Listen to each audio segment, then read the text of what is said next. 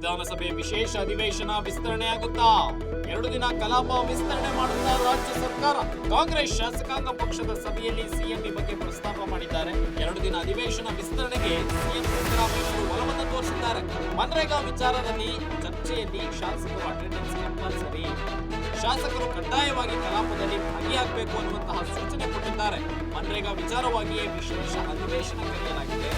ಆದರೆ ಮನ್ರೇಗಾ ಯೋಜನೆಯ ಬಗ್ಗೆ ಚರ್ಚೆಗೆ ಅವಕಾಶ ಸಿಕ್ಕಿಲ್ಲ.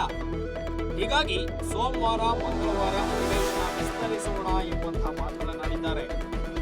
ಬಿಸಿಎ ಸಭೆಯಲ್ಲಿ ಈ ಬಗ್ಗೆ ಚರ್ಚಿಸಿ ನಿರ್ಣಯ ಕೈಗೊಳ್ಳುವ ಸಾಧ್ಯತೆ ಇದೆ.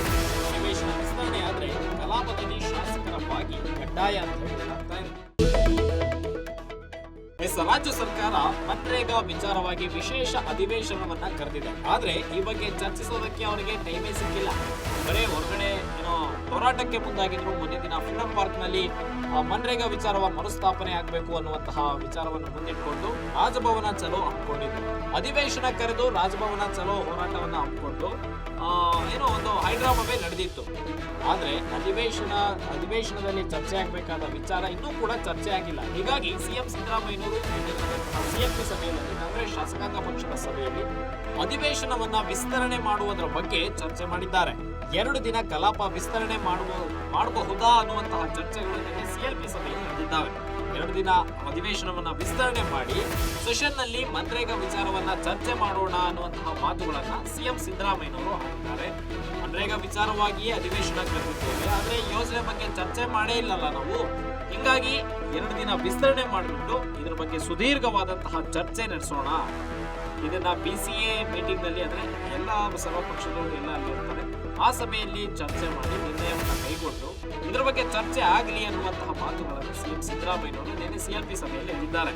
ಇದರ ಜೊತೆಗೆ ಎಲ್ಲಾ ಶಾಸಕರಿಗೂ ಸಹ ಕಲಾಪದಲ್ಲಿ ಹಾಜರಾಗಲೇಬೇಕು, ಕಡ್ಡಾಯವಾಗಿ ಹಾಜರಾತಿ ಇರಲೇಬೇಕು ಅನ್ನುವಂತಹ ಖಡಕ್ ಸೂಚನೆಯನ್ನ ಮುಖ್ಯಮಂತ್ರಿ ಸಿದ್ದರಾಮಯ್ಯನವರು ಕೊಟ್ಟಿದ್ದಾರಂತೆ. ಯಾಕಂದ್ರೆ ಪ್ರಶ್ನಾರ್ಥಕ ವೇಳೆಯಲ್ಲೇ ಪ್ರಶ್ನೆಗೆ ಉತ್ತರ ಕೊಡೋದಕ್ಕೆ ಮಂತ್ರಿಗಳು ಸದನದಲ್ಲಿ ಹಾಜರಿಲ್ಲ. ಹೀಗಾಗಿ ಇದರ ಬಗ್ಗೆ ಸಾಕಷ್ಟು ಬೇಸರವು ವ್ಯಕ್ತಪಡಿಸಿದರು ಸಿದ್ದರಾಮಯ್ಯನವರು. ಜೊತೆಗೆ ಮಂತ್ರಿಮಂಡಲದ ಎಲ್ಲಾ ಮಂತ್ರಿಗಳು ಸಹ ಕಲಾಪದಲ್ಲಿ ಕಡ್ಡಾಯವಾಗಿ ಹಾಜರಾಗಲೇಬೇಕು ಅನ್ನುವಂತಹ ಸೂಚನೆಯನ್ನ ಸಹ ಮುಖ್ಯಮಂತ್ರಿ ಸಿದ್ದರಾಮಯ್ಯನವರು ಕೊಟ್ಟಿದ್ರು. ಅವರು ಸೂಚನೆ ಕೊಟ್ಟರೂ ಸಹ ಹಲವಾರು ಮಂತ್ರಿಗಳು ಅಧಿವೇಶನಕ್ಕೆ ಬಂದೇ ಇಲ್ಲ, ಶಾಸಕರ ಹಾಜರಾತಿ ಇಲ್ಲ. ಇದರ ಬಗ್ಗೆ ವಿಪಕ್ಷಗಳು ಟೀಕಿಸುವುದಕ್ಕೆ ಶುರುವಾಗಿದ್ವು.